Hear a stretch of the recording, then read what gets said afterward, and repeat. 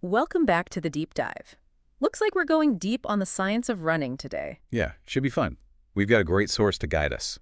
The science of running. It's packed with insights into the mechanics and physiology and even psychology of this really popular sport. It really is. We're going to go way beyond just putting one foot in front of the other, though. Mm-hmm. We're going to uncover the surprising science that powers every stride. And tailor it specifically to you guys listening, whether you're training for a marathon or just starting out. Exactly. So let's start with how running actually happens. Okay. I mean, we all know how to run, right? But is there more to it than meets the eye? Definitely more to it than it seems. Okay, I'm all ears. We think of running as simple, just this repetitive motion. Right.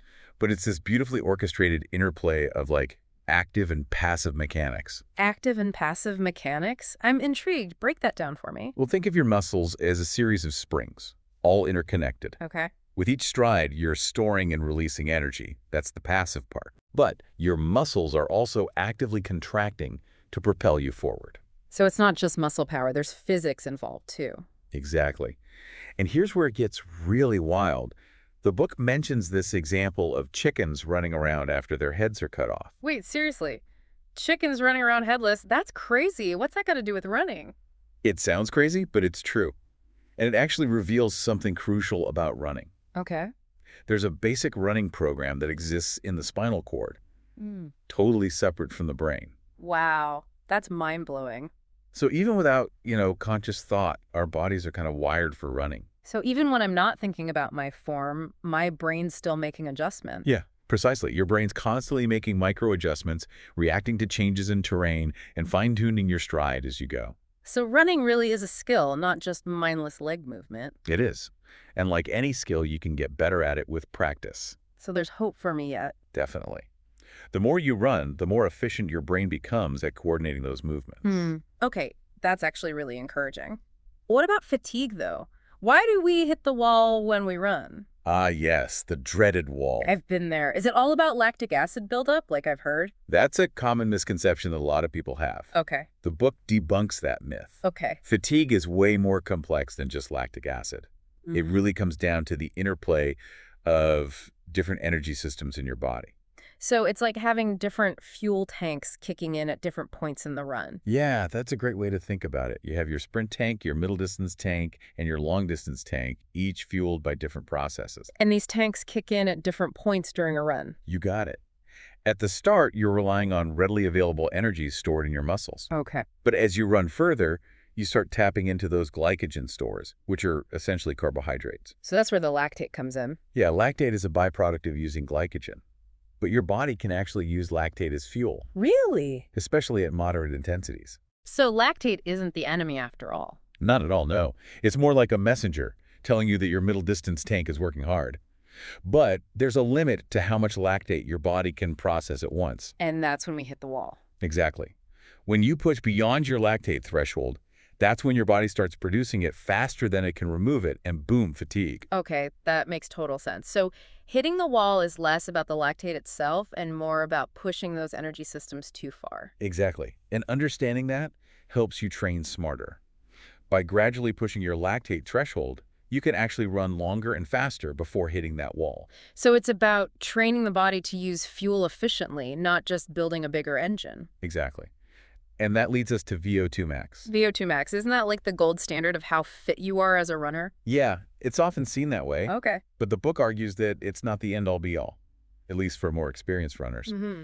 Just training at your VO2 max doesn't guarantee better performance. Really? So VO2 max isn't everything? Not necessarily, no. The book really dives into the journey oxygen takes from the air you breathe to your muscles. Interesting. It's not just about how much you can take in, but how well it gets transported and used. So even if you have a high VO2 max, you might be leaving performance on the table. Exactly. And here's a fascinating example.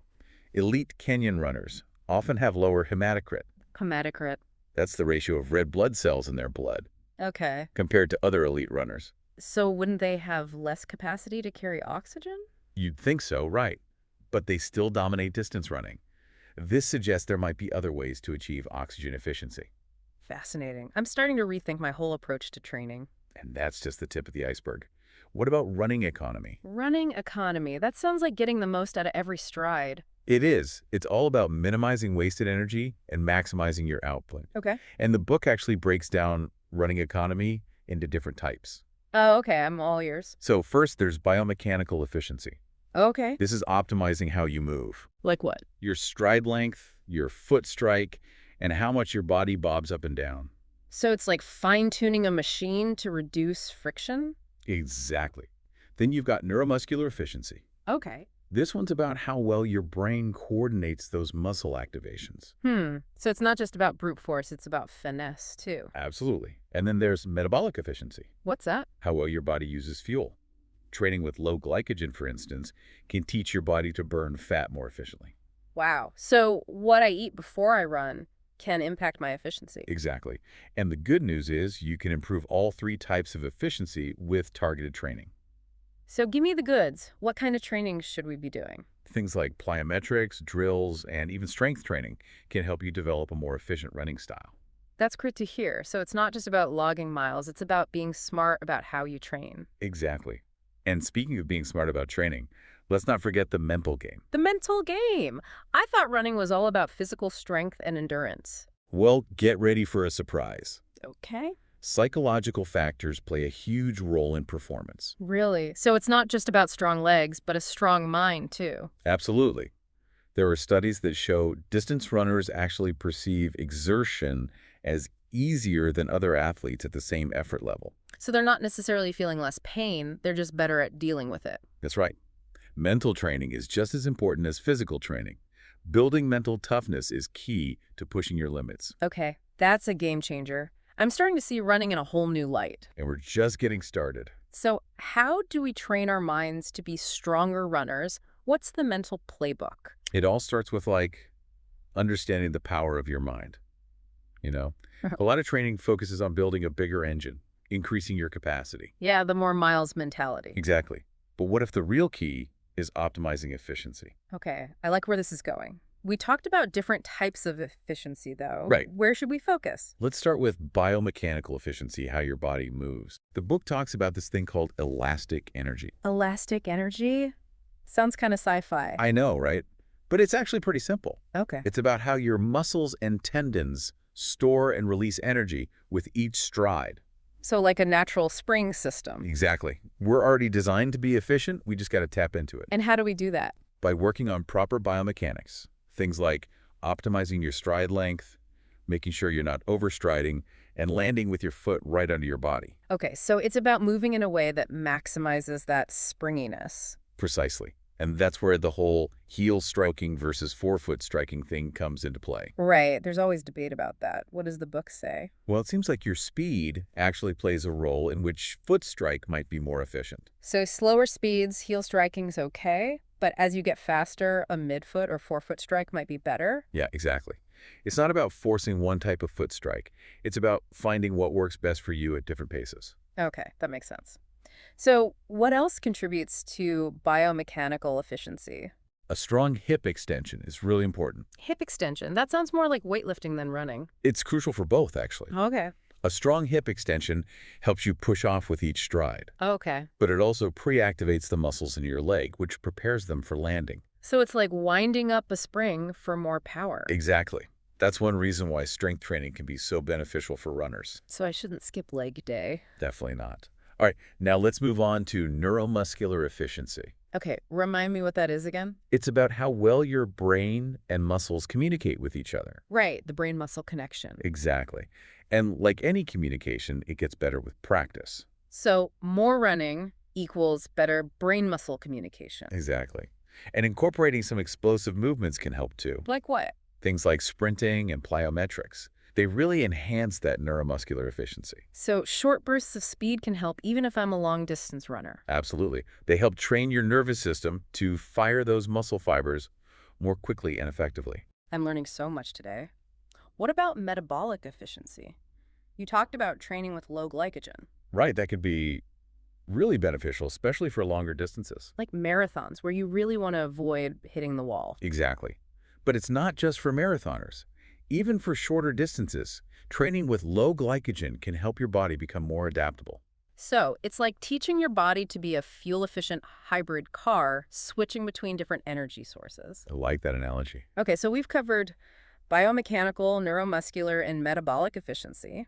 What about the mental side of things? You mentioned that distance runners seem to perceive effort differently. Yeah, they do. And mental toughness plays a huge role in that. So it's not just about ignoring pain, it's about developing the mental tools to manage it. Exactly. It all starts with motivation. Why are you running? What are you trying to achieve? Okay, so having a strong why. Exactly. And then there's learning to tolerate discomfort. Techniques like visualization and positive self-talk can help. So we can actually train our minds to handle those tough moments better? You got it. And the great thing is, developing those mental skills not only makes you a better runner, but it can actually make running more enjoyable too. I'm starting to realize that running is as much a mental sport as a physical one. I agree. And that's just scratching the surface. Mm-hmm. Do you know that every run triggers a cascade of changes within your body? Really? I never thought about it like that. Yeah, these changes shape you at a cellular level and help you adapt and get stronger. So tell me more about this adaptation process. What's happening inside our bodies when we run? It's easy to think of training as just putting in the miles, but it's way more complex than that. Okay. Every run, every workout sends signals throughout your body. Mm-hmm. It triggers this chain reaction that leads to adaptation. So our bodies are always listening and responding to those training cues. Exactly. The book breaks down this adaptation process into 3 main stages. First, there's the training stimulus. Okay. Then there's the messengers. Okay. And then finally, the signaling pathways. Okay, I'm following along, but let's break those down a bit. What exactly is a training stimulus? It's any kind of stress that disrupts your body's equilibrium. Okay. It forces it to adapt. This could be a long run, a speed workout, even strength training. So anything that pushes us out of our comfort zone. Exactly. And the key is finding the right amount of stress. Okay. Too little, and your body won't really adapt. Too much, and you risk injury or burnout. So there's a sweet spot. There is. And once you apply that training stimulus, your body releases these things called messengers. Messenger. They're like signals that communicate that there's a need for adaptation. Like an internal alarm system. Exactly. Those messengers then activate signaling pathways within your cells, Okay. which are basically chains of commands Okay. that tell your cells how to adapt. So it's like a domino effect, ultimately leading to changes within our muscles, our cardiovascular system, even our brains.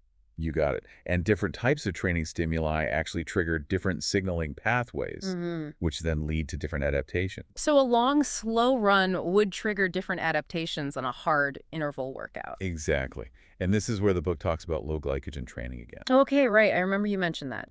How does it work exactly? By occasionally training with your glycogen stores depleted, like doing a long run after fasting overnight, Okay. you're sending your body a powerful signal Okay.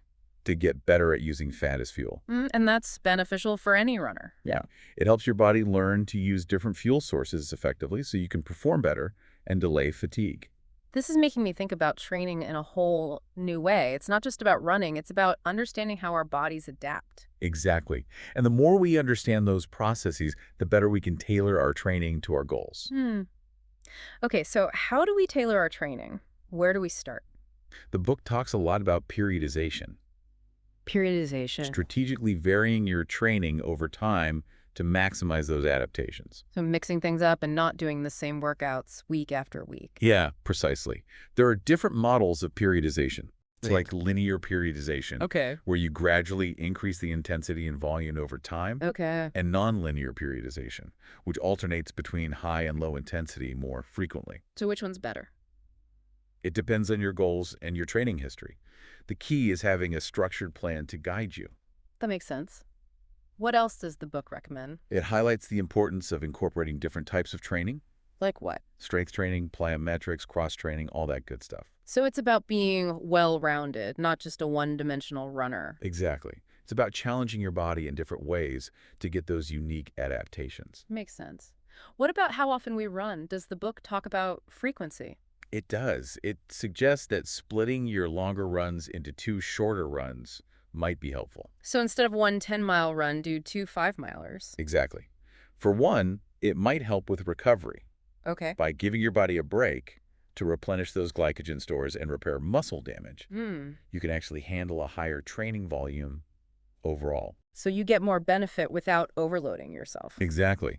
And it might also lead to a better hormonal response. Interesting.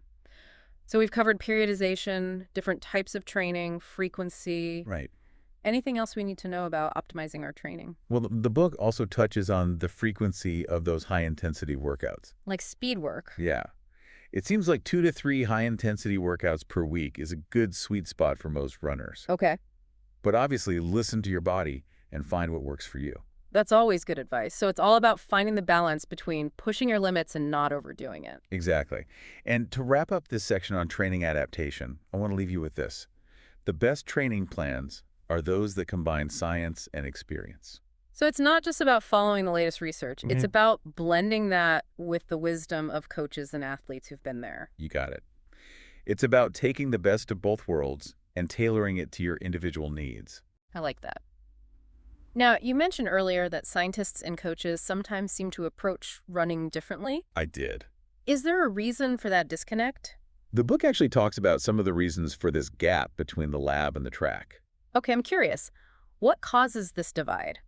Why don't the research findings always line up with the real-world experience of coaches and athletes? Well, one reason is that research often focuses on isolating variables. Okay. They want to study the effects of a specific training stimulus in a controlled environment. So it's like a controlled experiment to eliminate any confounding factors. Exactly. But out in the real world, running is anything but controlled. Right. There's so much that can impact a run. Exactly. Weather, how you're feeling that day, what you ate, your stress levels, all of it. So what works perfectly in the lab might not work as well on the road. You got it. Another difference is that research often focuses on averages. Scientists look at groups of runners and draw conclusions from overall trends. But everyone's different, right? What works for one person might not work for another. Exactly. That's where a good coach comes in. Right, because a coach can personalize the training plan. Exactly. And beyond those methodological differences, there's also a difference in perspective. What do you mean? Scientists are often driven by this quest for knowledge, Okay. They want to understand how things work, Okay. the underlying mechanisms of running, all the cellular level stuff. And that's great. But coaches are focused on results, right? Exactly. They want to help athletes reach their full potential, run faster, further, all that. So it's about applying that scientific knowledge in a practical way. Precisely. And the book suggests that the best approaches to running combine both of those things. Science and experience. Yeah, taking the best from each world to create training plans that are both scientifically sound and tailored to the athlete. Okay, I'm with you. But before we move on, I'm curious, does the book leave us with any unanswered questions about running? It does. One of the biggest mysteries is still the exact nature of fatigue. Oh, interesting. I guess we talked about different theories, but it sounds like we still don't have a complete picture. We don't. And until we fully understand what causes it, our ability to delay it is going to be limited. That's kind of humbling. It is, but also exciting. There's still so much to learn. It's true. Running is full of mysteries. It is. And that's why it's so important to keep asking questions and being open to new possibilities. Love that. Okay, so we've established that fatigue is still somewhat of a mystery. It is. But let's dive deeper into those different theories that we touched on earlier. What are the main models that scientists use to try to understand fatigue? Sounds good. All right, so fatigue, it's this big mystery we haven't quite cracked yet. Yeah, exactly. But the book does give us some models to kind of wrap our heads around it. Okay, models, like simplified ways of understanding it. Yeah, exactly. And they're actually really useful for everyday runners like us. Okay, well, let's hear them. I'm all about making my training smarter. Okay, so the first one is the lactate theory, or sometimes called the byproduct theory. Okay. And this one basically says fatigue comes from the buildup of certain substances in your muscles. Okay, like what kind of substances? Things like lactate, hydrogen ions, metabolites, stuff like that. Okay, so basically as our muscles work harder, they produce more of this stuff. Right. And if our bodies can't clear it out fast enough, we start to feel tired. Exactly. It's like your muscles are little factories. Okay, And if they get overwhelmed with byproducts, production slows down. that makes sense.